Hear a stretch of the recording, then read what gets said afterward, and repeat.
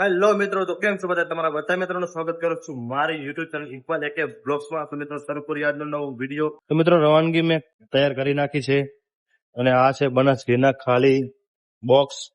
તો આ જે મુરગીઓ ઈંડા બારે મૂકી દે છે અને જ્યાં ને ત્યાં મૂકે છે અને ઈંડા પાસે મળતા નથી, એના માટે કે આ બોક્સમાં અમે એમને હવાલે કરશું. તો અત્યારે હું લઈ જઈ રહ્યો છું. તો રવાનગી મૂકી દઉં ખાનામાં, કોમ્પ્યુટર કરી નાખું બંધ. તો પ્રોસેસિંગ થઈ રહી છે, થઈ જશે બંધ. તો મિત્રો ત્યાં સુધી હું નાખી દઉં ઉપર પોપટના દાણા, ને જ્યાં સુધી બપોરનું આવું નહીં ત્યાં સુધી તે ખાઈ લે, અને પછી બપોરે પાછા નાખી દઈશ. તો જઈએ ઉપર. તો દાણા મેં નાખી દીધા છે અને બજીસને થોડીક પ્રોબ્લેમ થઈ રહી છે, કેમ કે છે 4 અને વાડકી છે નાની. બાકી બીજાને તો કંઈ પ્રોબ્લેમ નહીં છે, ડાયમંડ અને બજીસ એમને તો આ બાજુ આવી ગયા લવબર્ડ અને કોકોટેલ, તો કોઈ પ્રોબ્લેમ નથી. તો જઈએ નીચે. એટલે મિત્રો આવી ગયો છું નીચે ને કોમ્પ્યુટર કરીએ બંધ, ફાટો થઈ ગયો બંધ. અને હવે જઈ રહ્યો છું હું બોરે. તો ચાર્જિંગ લઈ લઉં મારા મોબાઈલનું.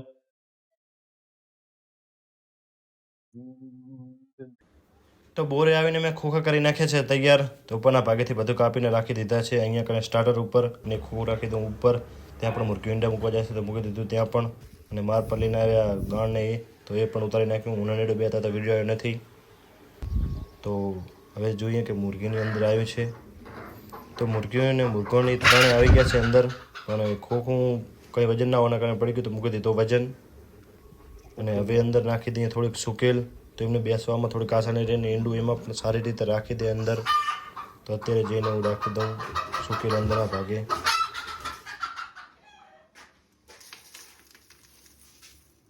તો સુકેલ નાખીને ખોખા કરી નાખ્યા તૈયાર.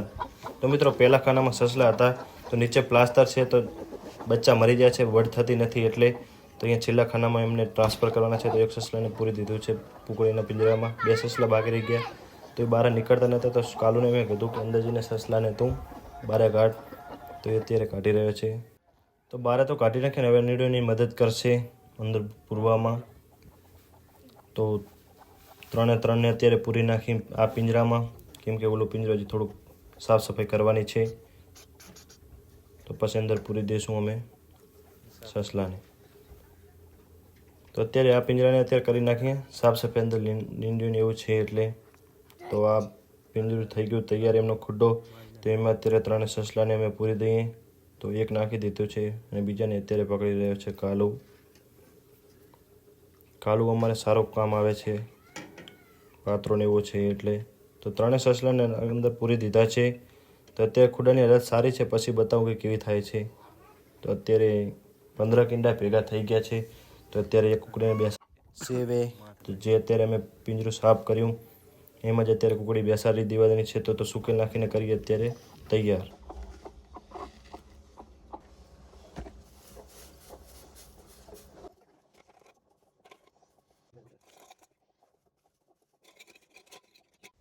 તો બધા ઈંડા રાખી દીધા અને હવે કુકડીને લાવ્યા છે. તો કુકડીને અત્યારે બેસાડી દઈએ. તો કુકડી અત્યારે બેસતી નથી, કેમ કે અત્યારે સેટ થયું નથી હજી એને, કેમ કે એ બહારની હવાલી હતી. તો અત્યારે કમ્પ્લીટ એને ખુડે બેસી ગઈ છે અત્યારે. અને હવે એક એક કરીને બધા ઈંડા લઈ લે છે, કેમ કે અત્યારે મેં એમની સામે છે એટલે અત્યારે ઈંડા લેતી નથી અને સરખી બેસતી નથી. તો આગળના ભાગેથી ખુડો બંધ કરીને હું અત્યારે જાળી આવી ગયો છું. તો જોઈ રહ્યો છું. તો એ થોડુંક સેટ કરી રહી છે, ઈંડા જોઈ રહી છે. પણ હવે એક એક ઈંડું લેવાનું ચાલુ કરી નાખ્યું. તો હવે બધા ઈંડા લઈને સરખી રીતે શાંતિથી બેસી જશે અને એક પણ ઈંડું બહાર રહેવા દેશે નહીં. અને આવી રીતના 17 દિવસ બેસી રહેશે. તો અત્યારે હું નીકળી ગયો છું ચાલતા ચાલતા ઘરે. તો થોડુંક ચાલી નાખીએ અને સાયકલ લઈને ફટાફટ પહોંચી જઈએ ઘરે. તો ઘરે આવી ગયો અને સાંજે નીકળી જશું બોરે પાછું. તો સાંજના ટાઈમે નીકળી ગયો હું પાછો બોરે જવા માટે સાયકલ લઈને. તો પહોંચી ગયો બોરે. તો સસલા મેં જોયું તો અહીંયા આગળના ભાગે તો ખાડ કરી નાખી છે, રચકો નાખ્યો તો ખાઈ રહ્યા છે. પાછળના ભાગે કંઈ નથી, પણ આગળના ભાગે 2 ખાડા કરી નાખે છે મોટા મોટા. તો એમાં કદાચ એ બચ્ચા સસલિયું મૂકશે તો અત્યારે સારો એમનો એવો વિકાસ થશે, અંદરને વધારો થશે. તો મિત્રો ખુશખબરીની વાત એ છે કે અમારા ફાર્મની એક બકરી વીઈ ગઈ છે અને એને એક બકરાને જન્મ આપ્યો છે. તો એ પણ એકદમ વ્હાઈટ છે, તો તમે જોઈ શકો છો. તો અત્યારે એને ધવરાવવાનું છે બકરીને, કેમ કે નાનો છે એટલે દૂધ પી શકશે નહીં ઊભું થઈને. તો અત્યારે હું અનીડા પીવડાવી દઈએ દૂધ. તો અનીડાએ પકડી બકરીને, ને મારે 2 હાથનો ઉપયોગ કરવો પડશે એટલે વિડીયો બનશે નહીં, પણ હું ફટાફટ બકરીને બચ્ચાને ધવરાવી દઉં, કેમ કે ભૂખું છે. તમે પેટના ભાગે ખાડો જોઈ શકો છો.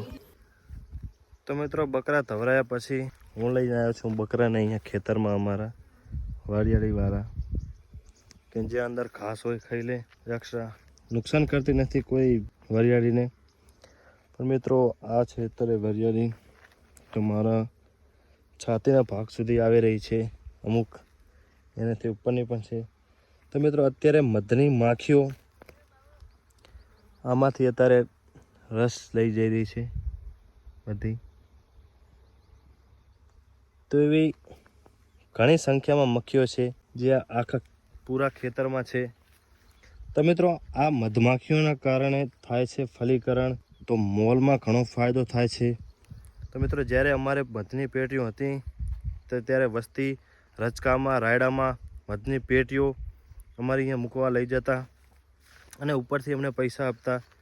તો મિત્રો અત્યારે અહીંયા થોડોક સૂકો માહોલ છે એટલે એના કારણે કાઢી નાખી છે મધની માખીઓ, પણ કદાચ ટૂંક સમયમાં લાવવાની થશે, કેમ કે ફરી પાછું પેટીઓની લાવી છે.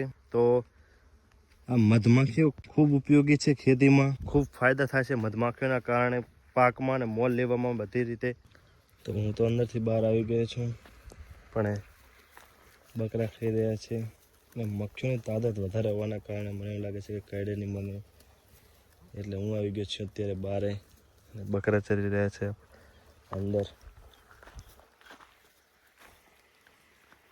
અડધા અહીંયા છે ને અડધા છે સામેની બાજુ.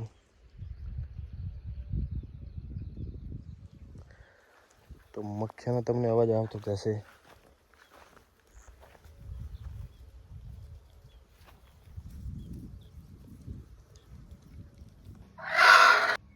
તો મિત્રો જે પૂઠા મૂક્યા હતા એમાં કમ્પ્લીટ કુકડી સેટ થઈ ગઈ છે અને હવે અંદર જ ઈંડા મૂકશે.